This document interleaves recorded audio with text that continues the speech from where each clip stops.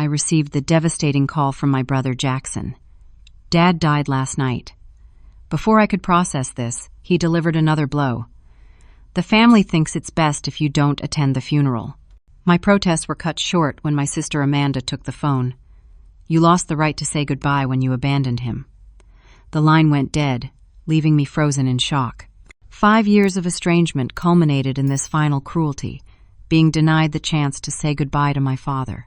I collapsed to my knees, phone still clutched in my trembling hand. Franklin Family Furniture wasn't just a business, it was our legacy. Founded by my grandfather in 1968, it had grown into one of the most respected custom furniture stores in our region of Pennsylvania.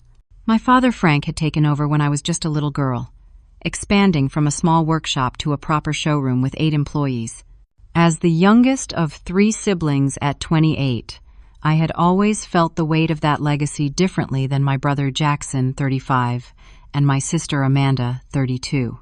My earliest memories were filled with the scent of sawdust and varnish, trailing behind my dad in his workshop while he crafted beautiful pieces by hand. After Mom died from cancer when I was 12, those moments in the workshop became my sanctuary. While Jackson and Amanda stepped into more parental roles, I became Dad's shadow, absorbing everything about design and craftsmanship. "You have an eye for this, LaDonna," Dad would say, as I suggested subtle changes to his designs. A natural talent. Those words meant everything to me back then. When it came time for college, my siblings stayed to work in the store while I pursued a business degree with a minor in furniture design. Dad insisted on it, saying, "One of us needs formal training if we're going to keep up with changing times." After graduation, I returned home full of ideas about expanding our online presence and modernizing our business model. The world was changing rapidly in 2013, and I saw so many opportunities for our family business to grow beyond the constraints of our small town of Millfield. Dad was initially hesitant, but listened carefully to my presentations. I started small, creating a basic website showcasing our custom work, establishing social media accounts to share our craftsmanship. When these modest efforts brought in 3 new major clients within 2 months, Dad's eyes lit up with possibilities. "Maybe there's something to this internet stuff after all," he admitted with a wink. Jackson and Amanda, however, grew increasingly distant with each small success. They had been running the day-to-day operations for years while I was away at college, and my return with new ideas upset the established order.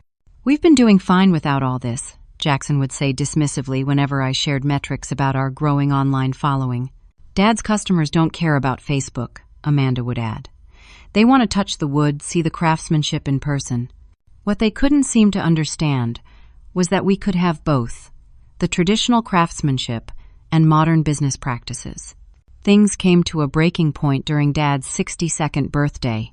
His health had been declining for months, heart problems that required medication and reduced work hours. Jackson and Amanda had taken to blaming my stressful ideas for his condition, though his doctor clearly pointed to decades of overwork and poor diet as the culprits. I had spent weeks preparing a comprehensive digital transformation proposal, complete with financial projections showing potential growth of 30% within 2 years. Dad had been excited to see it, encouraging me privately despite his weakened state. I called a family meeting, set up my presentation in the conference room of our store, and laid out my vision with all the passion I could muster. The silence that followed was deafening.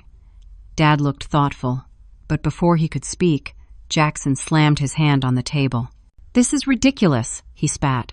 "You're trying to erase everything Dad built, turning his craftsmanship into some mass-market garbage." "That's not what I'm saying at all," I countered. "I want to bring his work to a broader audience, to secure our future." Amanda was next, tears welling in her eyes as she turned to Dad. "Can't you see what's happening? You've been in the hospital twice this year, and now she wants to add all this stress. She's killing you with these changes." Dad raised his hand weakly, attempting to mediate. "Now, hold on. LaDonna has some good points about—" "Good points?" Jackson interrupted.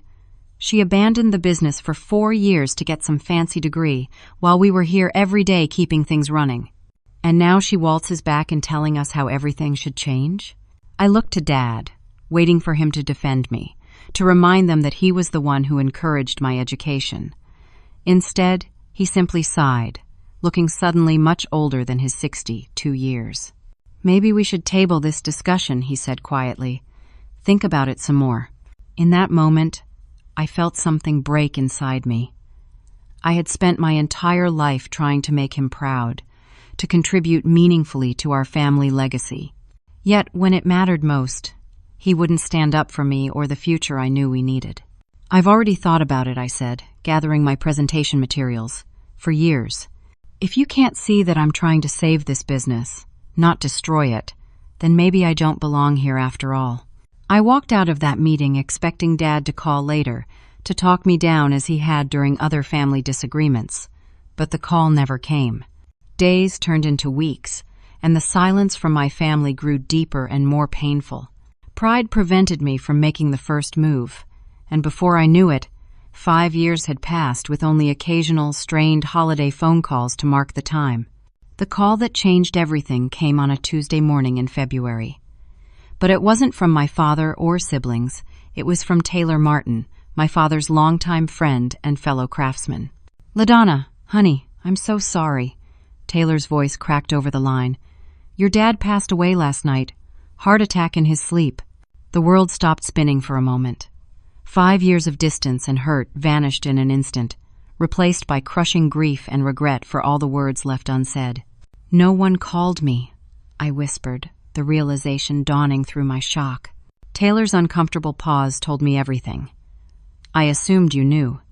The funeral is tomorrow at 2, Millfield Community Chapel." After thanking him, I immediately tried calling both Jackson and Amanda. Every call went straight to voicemail. My text messages showed as delivered but remained unanswered. Finally, driven by desperation, I called our family store, where a part-time employee reluctantly put Jackson on the line. That was when I received those cruel words that would haunt me for years. "The family thinks it's best if you don't attend the funeral." And Amanda's follow-up, "You lost the right to say goodbye when you abandoned him." Despite their clear rejection, I couldn't accept being denied the chance to say goodbye to my father. The next morning, I packed a small bag, got in my car, and drove the 300 miles from Portland back to Millfield, determined to attend the funeral no matter what. I arrived at the chapel 30 minutes early, heart pounding as I parked my car. The parking lot was already half, full with familiar vehicles, many belonging to longtime customers and friends of the family. I took a deep breath and walked toward the entrance, my black dress feeling suddenly too tight around my chest.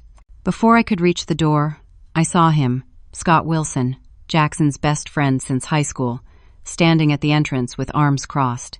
His expression hardened when he spotted me. "Jackson said you might try to show up," he said, stepping directly into my path. "I'm sorry, LaDonna, but I can't let you in." "You can't be serious," I whispered, conscious of other mourners watching our exchange. "He was my father." "This isn't my call," Scott replied, not meeting my eyes. "Jackson and Amanda are clear. They don't want a scene today." "A scene? I just want to say goodbye to my dad." My voice rose despite my efforts to remain composed. Scott stood firm, joined now by 2 cousins I barely recognized. The message was clear: I wouldn't be entering that chapel. The humiliation burned through me as I retreated to my car, aware of the whispers and stares from extended family members and old neighbors. Through my windshield, I watched as people filed into the chapel, many glancing uncomfortably in my direction. I sat there, tears streaming down my face, unable to drive away but forbidden to enter. When the service ended, and they carried my father's casket out to the hearse, I finally broke down completely. Through blurred vision, I watched as Jackson and Amanda walked behind it, their spouses and children forming a perfect family unit from which I had been excised. Not once did either of them look in my direction, though I knew they must have seen my car. I drove back to Portland in a daze, calling in sick to my design consulting job for the rest of the week. The days that followed passed in a blur of grief, rage, and profound loneliness. My apartment became both sanctuary and prison as I ignored calls from concerned friends and barely managed to feed myself. Zoe, my closest friend in Portland, and a therapist herself, finally used her spare key to check on me after I'd been unresponsive for 3 days. "This isn't healthy, LaDonna," she said firmly, opening my curtains to let in light that hurt my swollen eyes. "You're allowed to grieve, but not like this." "They wouldn't let me say goodbye," I told her, the words coming out between sobs. My own family. Zoe stayed with me that night, and for several more, gradually coaxing me back to some semblance of normal functioning. But the wound remained raw and open. Weeks later, mindlessly scrolling through social media late at night, I came across something that reignited my anger. Heather, Jackson's wife, had posted photos of a family gathering at what was clearly our father's house. The caption read, "Sorting through Frank's final gifts to his children.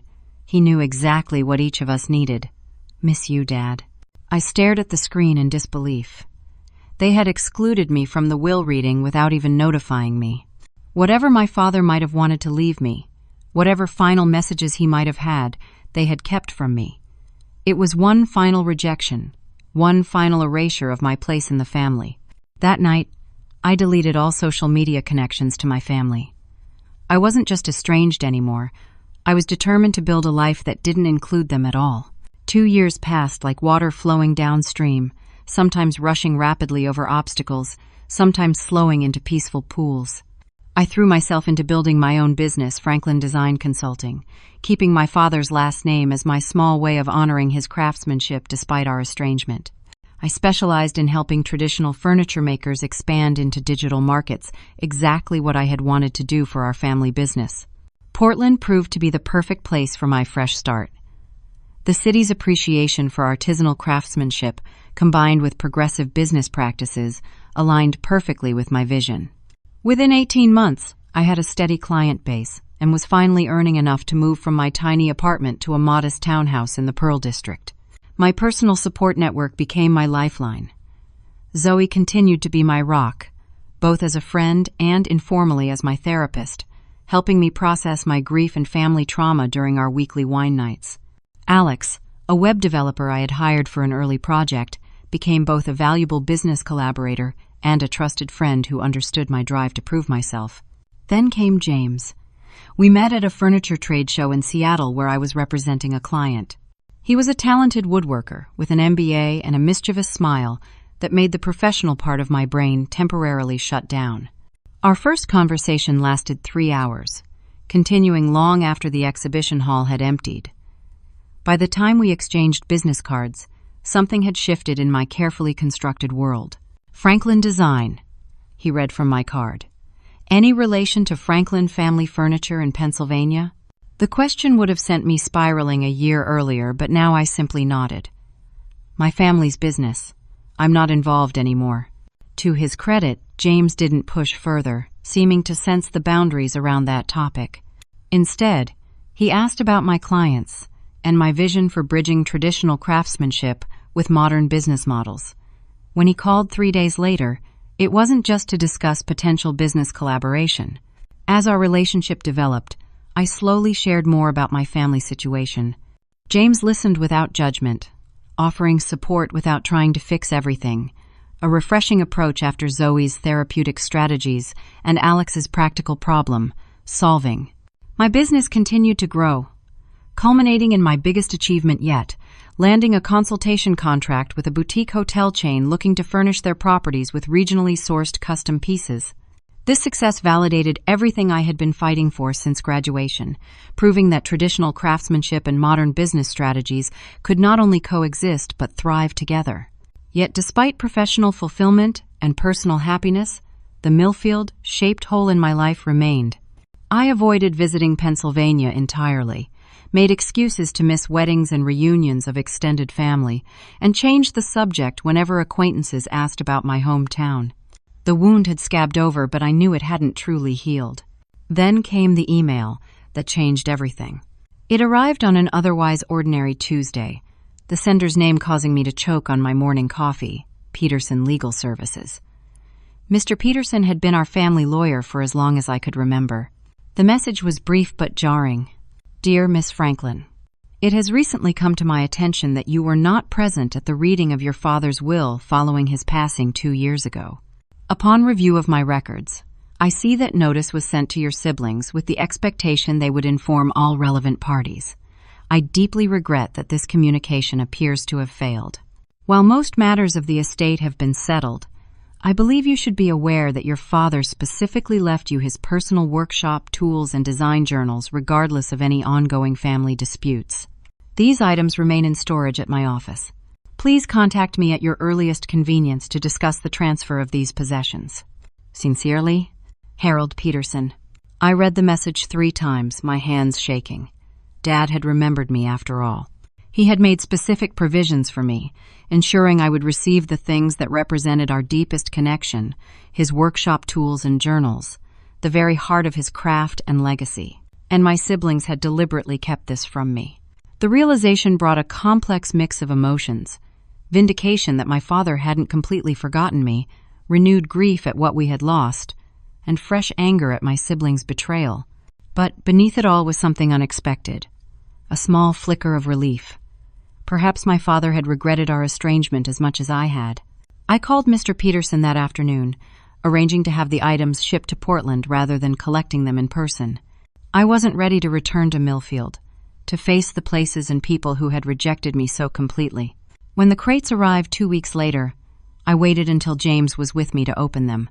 Inside were the familiar tools that had shaped my childhood, the hand-carved mallet my grandfather had made, the set of precision chisels Dad received on his 30th birthday, the smoothing plane he had taught me to use when I was 14. Beneath them were dozens of leather-bound journals filled with sketches, measurements, and notes in my father's precise handwriting. That night, while James slept, I sat on my living room floor surrounded by these treasures, carefully turning the pages of the most recent journal. In it, I found designs that incorporated elements I had suggested years ago, notes about digital marketing strategies I had once proposed, and even a few newspaper clippings about online furniture retailers with my ideas scribbled in the margins. He had been listening all along.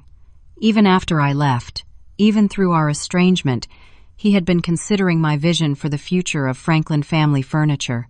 It was the closest thing to closure I had received since his death. Not complete healing, but enough to help me move forward with greater peace. I incorporated his tools into my new workshop space and displayed his journals prominently in my office, a bridge between my past and my future. I never expected to hear from my siblings again, and for 3 more years, I didn't. The investor meeting was going exceptionally well. 3 years had passed since I'd received my father's workshop tools, 5 since his funeral, and a full decade since I'd first presented my digital transformation plan to my uninterested family. Now, sitting in the conference room of my successful showroom in downtown Portland, I was pitching to investors who fully appreciated my vision of blending traditional craftsmanship with modern business approaches. James, now both my business partner and boyfriend of 4 years, was walking them through the financials when my assistant Megan slipped into the room and whispered in my ear, "There are 2 people in the lobby insisting on seeing you immediately. They say they're your siblings." The words hit me like a physical blow. I hadn't seen Jackson or Amanda since glimpsing them behind our father's casket. What could possibly bring them to Portland after all this time? "Tell them I'm in a meeting," I whispered back. "I'll be available in 30 minutes. The remainder of the presentation passed in a blur, my thoughts racing as I smiled mechanically and answered questions on autopilot. When the investors finally departed with promises of follow-up meetings, I took a moment to collect myself before nodding to Megan. "Send them in."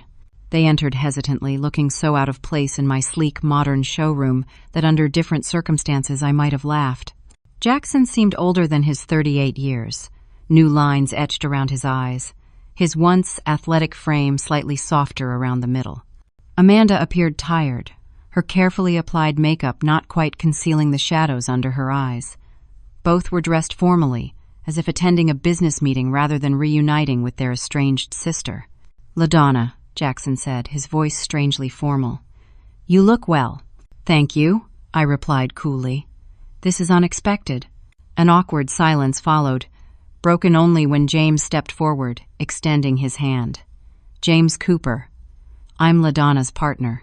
They shook hands, exchanging pleasantries with painful politeness. I watched this surreal interaction with detached fascination, noting how carefully everyone avoided any mention of our shared history. Your showroom is impressive, Amanda finally offered, gesturing around. Very contemporary. It serves our clients well, I responded. Then, unable to maintain the charade any longer, why are you here? Jackson and Amanda exchanged glances, some unspoken communication passing between them. It was a familiar gesture from our childhood, one that had always made me feel excluded. Perhaps we could speak privately? Jackson suggested, with a pointed look toward James. James stays, I said firmly. Whatever you have to say, he can hear it. Jackson sighed, visibly deflating. Fine. We need your help, LaDonna. Despite having suspected this was no social call, the blunt admission still surprised me. My help? With what? The business, Amanda interjected. Franklin Family Furniture is in trouble. Over the next 20 minutes, they laid out a tale of steady decline. While the business had been stable when Dad died, the following years had seen a dramatic shift in the furniture market. A regional competitor, Westfield Furnishings, had aggressively expanded online, capturing much of the custom furniture market throughout Pennsylvania and neighboring states. They're doing everything you talked about, Jackson admitted reluctantly. Online portfolios, virtual consultations, social media marketing. They even offer 3-dimensional previews of custom pieces in customers' homes. We've tried to catch up, Amanda added, but we're always 2 steps behind. And now? I prompted, already suspecting the answer. The bank sent a foreclosure notice last month, Jackson said, his voice cracking slightly. We have 90 days to make good on our loans, or we lose everything. The store, the workshop, even Dad's house. I leaned back in my chair, taking in this information. Part of me, a small, wounded part I wasn't proud of, felt vindicated. Everything I had predicted, everything I had fought for, was proving true in the most painful way possible. Maybe you were right, Amanda said softly, as if reading my thoughts, about the business needing to change. That's quite an admission after 10 years, I replied, unable to keep the edge from my voice. We're desperate, Jackson acknowledged. We've tried everything we can think of. You're our last hope. I studied them, searching for any sign of the cruelty they had shown me at our father's funeral, any hint of the deception regarding my inheritance. Instead, I saw only exhaustion and defeat, and perhaps a glimmer of genuine regret. What exactly are you asking me to do? I asked carefully. Come back, Amanda said simply. Help us save the business before we lose Dad's legacy completely. I was formulating a response when Jackson added hastily, We're prepared to offer you a partnership, 1/3 of the business. Something in his phrasing caught my attention. Offer me 1/3? Wasn't that always my share according to Dad's will? The sudden tension in the room was palpable. Amanda's eyes widened slightly, while Jackson's expression froze. What are you talking about? Amanda asked, her voice unnaturally high. Mr. Peterson sent me Dad's personal effects years ago, I explained, watching their reactions carefully. He mentioned the will had been read without me. Jackson cleared his throat uncomfortably. The will was complicated. There were different provisions depending on circumstances. Really? I pressed. So Dad didn't stipulate a 3-way partnership between his children? The look that passed between them confirmed everything before Amanda's words tumbled out in a rushed confession. It was different then. You had abandoned the business. You weren't interested in traditional furniture anymore. You wanted to change everything. So, you concealed my rightful inheritance, I finished for her. You deliberately kept me from knowing Dad wanted me to be an equal partner in the business. We did what we thought was best, Jackson insisted, but his eyes couldn't meet mine. I stood up, suddenly needing distance from them. I think this meeting is over. Please, LaDonna, Amanda pleaded, rising as well. Whatever we did wrong, this isn't just about us. It's about Dad's legacy, the business he built, the business you once loved, too. Her words hit their mark, stirring memories of sawdust and varnish, of careful hands guiding mine as I learned to sand with the grain. Despite everything, Franklin Family Furniture was still part of me. I need time to think, I said finally. I'll call you tomorrow. Where are you staying? As they left, giving the name of their hotel, I felt the careful life I had built in Portland shifting beneath my feet. Whatever decision I made would change everything. Again. They stole your inheritance, and now they want your help? Zoe shook her head in disbelief, pouring herself another glass of wine. The audacity is actually impressive. I had gathered my closest confidants, Zoe, Alex, and James, in my living room the evening after my siblings' surprise visit, needing their perspectives before I made any decision. It's not that simple, I sighed, absent-mindedly running my finger along the smooth wooden arm of the chair my father had made for my college apartment. Yes, they lied about the will. Yes, they treated me horribly. But this is still my family's legacy we're talking about. A legacy they excluded you from, Alex pointed out, his practical nature cutting straight to the core issue. Twice. First when they rejected your ideas, then when they kept you from the funeral. James had been quiet throughout most of the discussion, but now he placed his hand over mine. What do you want, LaDonna? Not what you feel obligated to do. What do you actually want? It was the right question, forcing me to look beyond hurt and anger to examine my deeper desires. I want to know if I could have saved it, I admitted quietly. If my ideas could have prevented this decline. And maybe. I hesitated. Maybe I want to reconnect with the part of my father that's still there in that business. The next morning, I called Jackson and told him I would come to Millfield to assess the situation firsthand before making any decision. I could hear the relief in his voice, though he tried to maintain a businesslike tone. 3 days later, I stood outside Franklin Family Furniture for the first time in a decade. The storefront looked shabbier than I remembered. The sign needed repainting, the display windows were cluttered and uninspiring, and the overall impression was tired rather than timeless. Inside wasn't much better. The layout remained exactly as it had been when I left, but now it felt dated rather than traditional. A few customers browsed half-heartedly, while a single sales associate, no one I recognized, hovered nearby. Amanda emerged from the back office, her face lighting up with cautious hope when she saw me. You came. I said I would, I replied, keeping my tone neutral. Where's Jackson?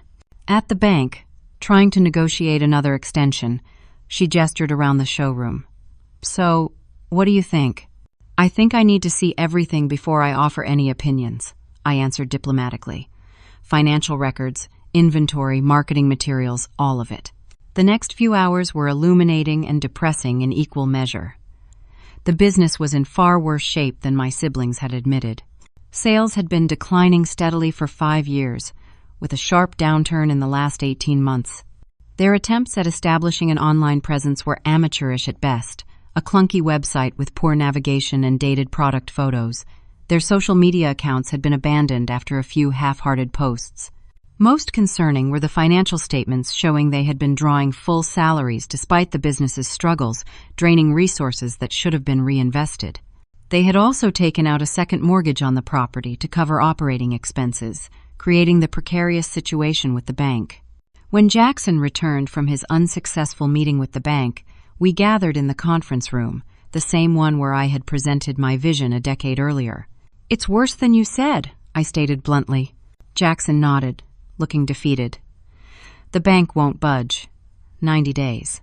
Can it be saved at all? Amanda asked, voicing the question hanging over us. I took a deep breath. Possibly. But it would require immediate, dramatic changes and significant investment, and complete control over implementation. What kind of investment? Jackson asked warily. At least $70,000 to update equipment, redesign the showroom, develop a proper online platform, and fund a marketing campaign, I replied, having run the numbers while reviewing their books. We don't have that kind of money, Amanda said despairingly. I stated simply. They both stared at me in surprise. You would invest in the business? Jackson asked incredulously. I might, I clarified, but I need to see the workshop first. They exchanged puzzled glances, but led me to the large workshop behind the main building. As we entered, I was greeted by Dave, our longtime master craftsman who had been with the business since my grandfather's day. His face lit up when he saw me. La Donna Franklin. Finally, a real furniture person back in the building, he exclaimed, pulling me into a bear hug that smelled of sawdust and wood stain, scents that instantly transported me back to childhood. After catching up briefly with Dave and the two other craftsmen, I asked for some time alone in the space. My siblings withdrew, clearly confused by my request, but unwilling to deny anything that might secure my help.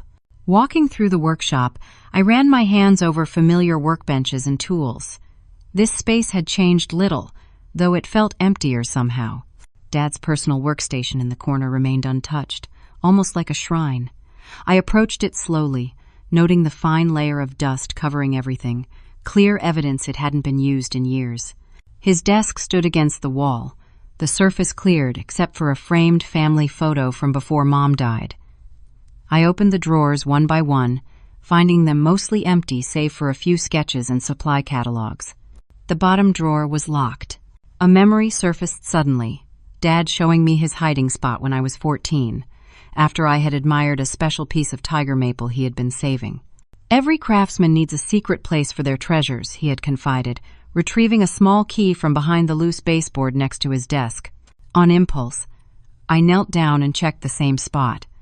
The key was still there, small and slightly tarnished. With trembling fingers, I unlocked the drawer and found a leather-bound journal I hadn't seen before, newer than the ones Mr. Peterson had sent me. The first entry was dated just weeks before our fateful family meeting a decade ago. As I read through the pages, tears began to stream down my face. The journal contained Dad's private thoughts about the business, about his children, and about the future. Entry after entry revealed his growing concern about the business's sustainability, his recognition that my ideas had merit, and most painfully, his regret at not defending me during that final confrontation. The last entry was dated 3 days before his heart attack. Called Peterson today to update my will. The business should be shared equally among my children, as it always should have been. LaDonna's vision for the future is essential now. I see that clearly. Jackson and Amanda provide stability and connection to our traditions, but LaDonna brings the innovation we need to survive in changing times. I'll call her tomorrow, ask her to come home. It's time to heal this family and secure our future together. But tomorrow never came for him, and my siblings had hidden his final wishes, allowed me to believe he had died still disappointed in me. I closed the journal, wiping away tears. My decision was made. These are my terms, I said firmly, sliding the document across the conference table the next morning. Non-negotiable. Jackson and Amanda looked down at the partnership agreement I had stayed up most of the night, drafting with Alex's help over video call. 1% controlling interest? Jackson read incredulously. That's not a partnership, that's a takeover. Call it whatever you want, I replied evenly. The business is 3 months from bankruptcy. I'm offering to invest $75,000 of my own money and commit my professional expertise to save it. In return, I need the authority to implement changes without obstruction. And if we refuse? Amanda challenged, though her tone lacked conviction. Then I wish you luck with the bank, I answered simply. I have a successful business in Portland. I don't need this one. The harsh truth hung in the air between us. They needed me far more than I needed them. What about our roles? Jackson asked, still scanning the document. It says here we'd report to you. You would, I confirmed. But in areas playing to your strengths, Jackson would oversee production and quality control. Amanda would manage customer relations and the in-store experience. I'd handle business strategy, marketing, and expansion. You're serious about this, Amanda said, realization dawning in her eyes. Completely. You have until tomorrow morning to decide. I stood up, gathering my notes. The clock is ticking on that bank deadline. They signed the agreement the next day, their signatures bearing the heavy pressure of resentment but necessity. Within a week, I had temporarily relocated to Millfield, renting a small apartment above the local bookstore and throwing myself into the monumental task of reviving Franklin family furniture. The first changes came swiftly. I hired a professional web design team to create a proper online platform, complete with virtual showroom and consultation booking system. I redesigned the physical showroom to create a cleaner, more narrative-focused customer experience that highlighted the craftsmanship while incorporating modern aesthetics.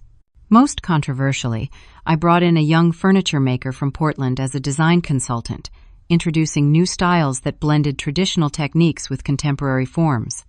This move particularly irritated Jackson, who saw it as a rejection of our father's design philosophy. "Dad would hate this," he muttered during one tense design review. "Dad wanted the business to survive," I countered, thinking of his journal. "And these new designs are bringing in customers under 40 for the first time in years." He couldn't argue with the results. Within 6 weeks, our online inquiries had tripled, and the showroom was seeing steady weekend traffic again. The local business journal ran a feature on our renaissance, bringing further attention. When the bank reviewed our progress at the 60-day mark, they approved an extension on our loans based on the positive trends. My siblings maintained a professional demeanor during business hours, but remained cool and distant otherwise. I had hoped that working together might begin to heal our relationship, but old wounds seemed to fester beneath the surface. Things came to a head when I overheard Amanda on the phone one afternoon, speaking in hushed tones in the storage room. "Yes, the changes are working," she was saying. "Traffic is up, orders are increasing. Yes, that makes the timing better for you. No, she doesn't suspect anything. Early next month would be ideal." My stomach dropped as I silently backed away from the door. That evening, I asked Alex to do some discreet research into recent meetings my siblings might have had.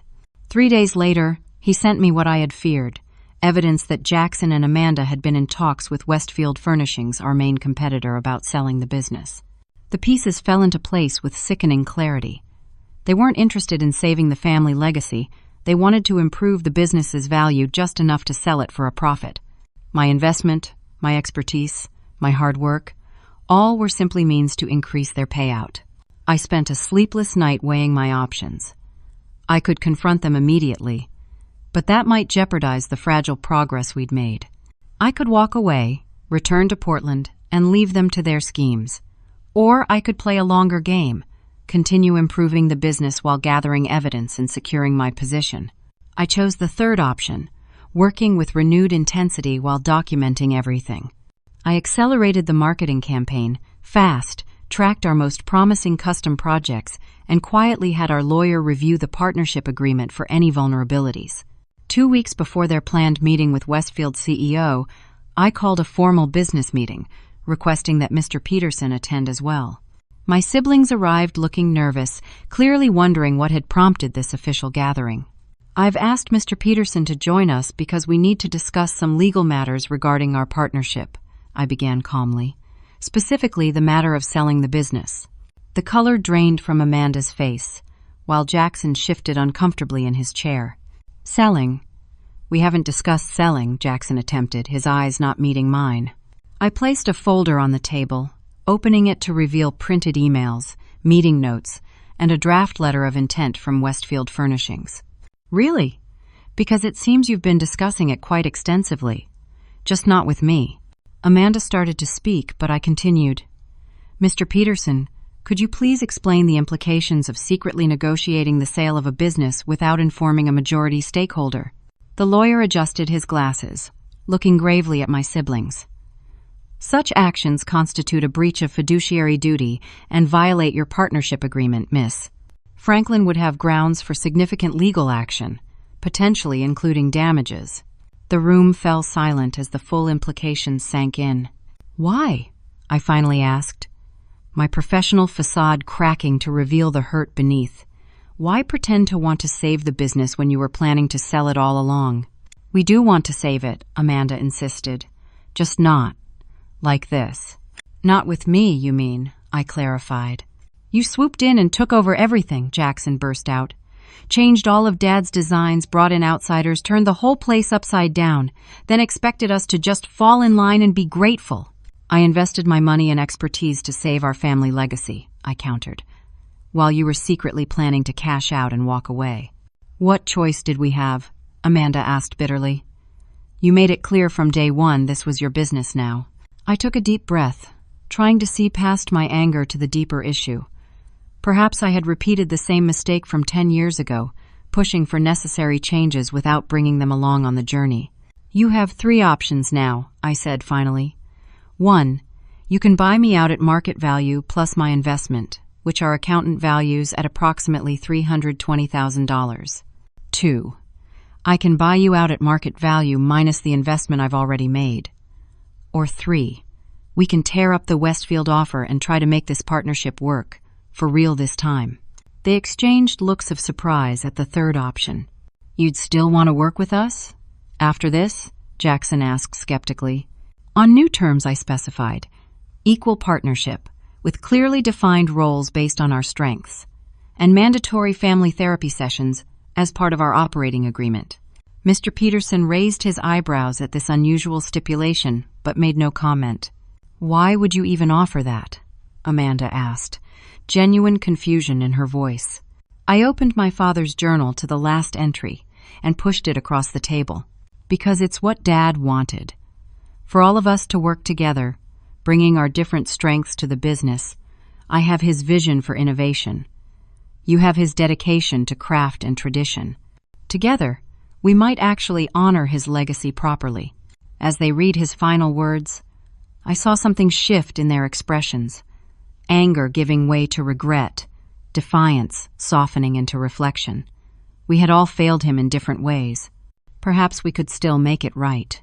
I never thought I'd see the day, Dave remarked, watching as Jackson and I collaborated on a design for a custom dining set, the Franklin siblings working together without bloodshed. It had been 13 months since our confrontation over the Westfield offer. 13 months of difficult conversations, painful therapy sessions, and gradual rebuilding of both the business and our relationships.